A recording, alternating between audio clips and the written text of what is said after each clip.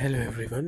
In today's session, we will be covering the arid cycle of erosion propounded by William Morris Davis in 1905. After his normal cycle of erosion, Davis ने ये माना कि river के लावा या जो fluvial processes operate करती हैं उनके अलावा भी कोई दूसरी प्रोसेसेस हो सकती हैं. सो उसी एस्पेक्ट में इन्होंने एरिड रीजन में क्या प्रोसेस ऑपरेट करती है उस पर बात करी. तो एरिड रीजन क्या होता है? Firstly it is the water stress area, it is the desert area जहाँ पे evaporation is more than precipitation. अब क्योंकि William Morris Davis Northern America को स्टडी कर रहे थे, तो डेविस का जो फील्ड ऑफ स्टडी है वो भी नॉर्थ अमेरिकन डेजर्ट्स ही हैं.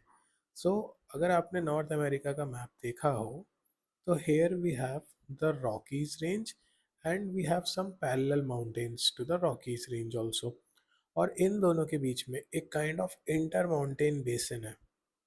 These are inter mountain basin and यहीं पे नॉर्थ अमेरिकन डेजर्ट्स लाई करते हैं between these two mountain ranges. These are dry deserts in North America. अब इसी इंटर माउंटेन बेसिन का एक बार आप पहले क्रॉस सेक्शनल व्यू देख लीजिए. कुछ इस टाइप की फॉल्टिंग हुई है एंड उसके ऊपर ये डेजर्ट लाई कर रहा है, तो इसीलिए इसको हम कहते हैं रिच बेसिन टोपोग्राफी, जहाँ पे ये इंटर माउंटेन बेसिन में काफ़ी सारी फॉल्टिंग है. Now, moving on to next point, Davis said Davis has basically superimposed the fluvial process in arid region also.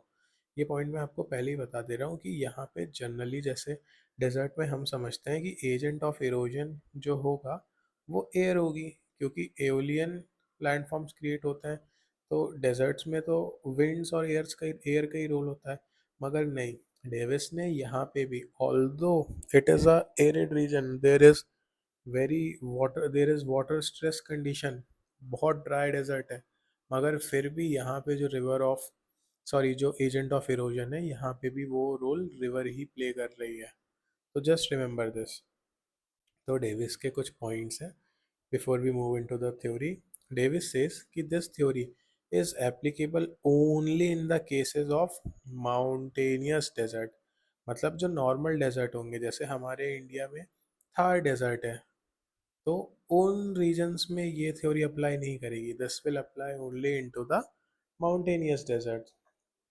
Then he advocated for the role of water even in the water stressed area. I'm sorry. And for reference of depositional landform इसमें है unlike normal cycle of erosion में जब river एक base level पे आके terminate हो जाती है, वहाँ के बाद Davis had not talked about any depositional landform, मगर यहाँ पे he is talking about depositional landform. Then here also he has a concept of local base level, जिसे प्लाया लेक शोर बोलते हैं. ये अभी आप बेटर समझ पाएंगे जब अभी एक बार हम इस थ्योरी को पूरा कर लेंगे. And the end result is again the peneplain at the senile stage. Now let us look at the stages of arid cycle of erosion. For those who are watching this lecture for the first time, आपको इस lecture को सिर्फ देखना है. ये जो notes हैं आप कमेंट करिएगा, मैं आपको ये नोट्स प्रोवाइड कर दूंगा.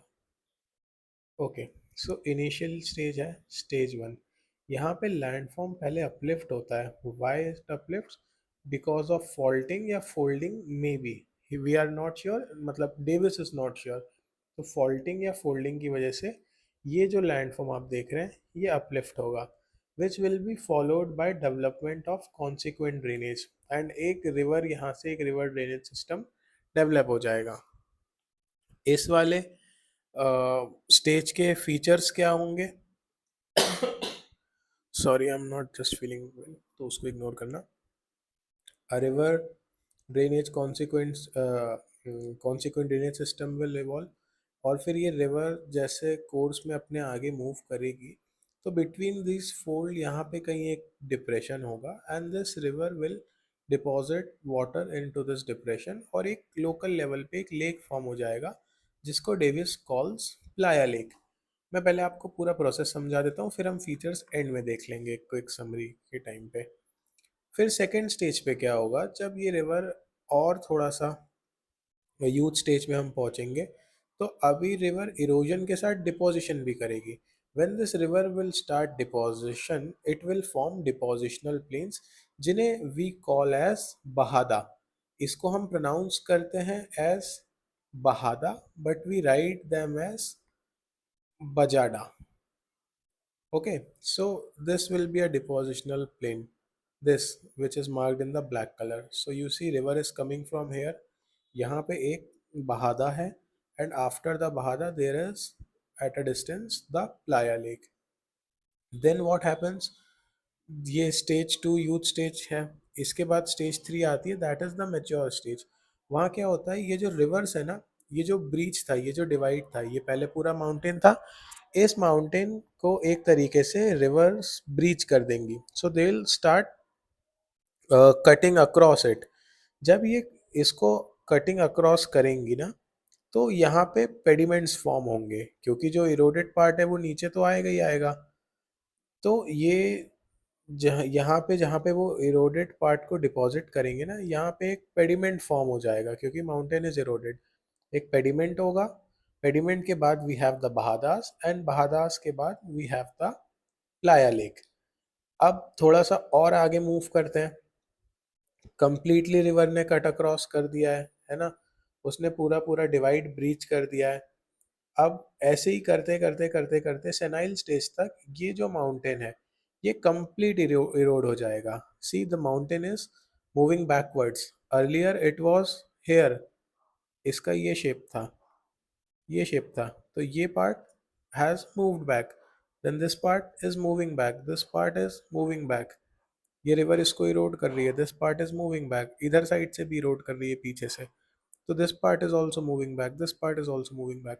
Ultimately this mountain will remain as just a residual hill। एक residual hill होगी, उसके बाद ये pediments होंगे, depositions, then we'll have the bahada, and then we'll have the playa lake। So this is the process that is operating in the arid regions as per Davis। तो this is the arid cycle of Davis. अब देखते हैं कैसे कैसे चीज़ें हो रही हैं।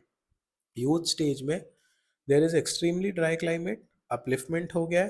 ठीक है, इंटर माउंटेन बेसिन है, हमने ये बात कर ली थी पहले ही कि ये सिर्फ inter mountain basin, inter mountain desert पे ही अप्लाई हो रही है ये थ्योरी।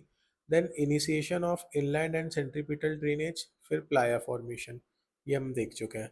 फिर साइमल्टेनियस इरोजन एंड डिपोजिशन चलेगा stage two, that is youth stage में। दो जोन्स बनेंगे, one is zone of degradation and zone of aggradation. कहाँ से वो डिग्रेड कर रही है, यहाँ से सामान डिग्रेड करेगी रिवर, और यहाँ पे लाके एग्रेड कर देगी। ये एग्रेडेड डिपोजिशनल प्लेन्स को हमने क्या नाम दिया था, बहादा। ये एलुवियल फैंस भी है ना। देन आगे जाते हैं, मेच्योर स्टेज आएगा, third stage. The river breaches the divide and it starts cutting across. एक रैपिड रिलीफ डिक्रीज हुआ है, इसकी जो हाइट है आप देखेंगे यहाँ पे ज़्यादा है, पहले तो पूरे की हाइट इतनी थी, लेकिन अब नई हाइट यहाँ पे आ गई है, कम हो गई है, क्योंकि the river has breached the divide and it has cut across. Bajadas are now enriched, enriched because बहुत सारा डिपोजिशन यहाँ से होगा, बहादास तक पहुँचेगा। Then extensive rock cut pediments are form.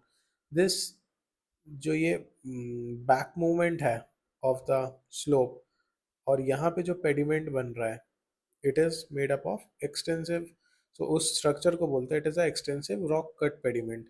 Then mountain divide breach हो चुके हैं। Active deflation of sand by wind, थोड़ा बहुत रोल विंड का भी है, ऐसा नहीं है कि सोलली यहाँ पे रिवर का ही रोल बताया है, क्योंकि डेजर्ट था तो डेविस ने थोड़ा बहुत रोल विंड्स का भी बताया है। Then you will come to stage four, which is the old stage और द सिनाइल स्टेज। यहाँ पे जितने भी हाईलैंड्स थे, जो माउंटेन्स थे, they are almost reduce to plains. ये जो था, ये ऐसे से ऐसा हो गया है, अब it has now reduced to merely a plain. Low residual hills हैं, इंसलबर्ग हैं, इनको बॉनहार्ड्स करके भी एक नाम दिया है, और फिर एक पेनी प्लेन फॉर्म हो गया है।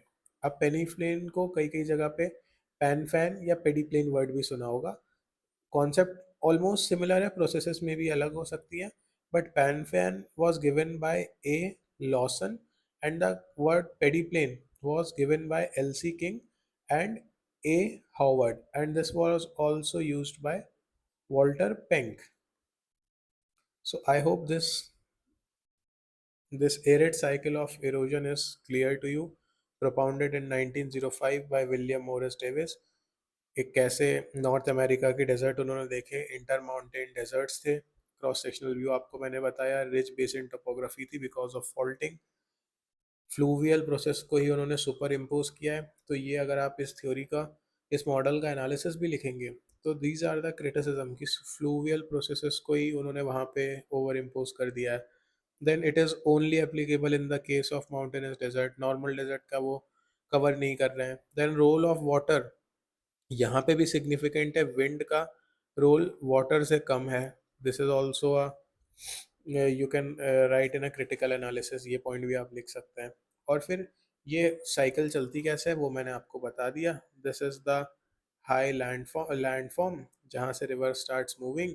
फर्स्टली तो एक प्लाया लेक डेवलप होगा, जो फॉल्ट्स के बीच में कोई सा डिप्रेशन होगा, वहाँ पे ये रिवर आके डिपॉजिट करेगी अपना वाटर, तो एक प्लाया लेक फॉर्म हो जाएगा डिप्रेशन में।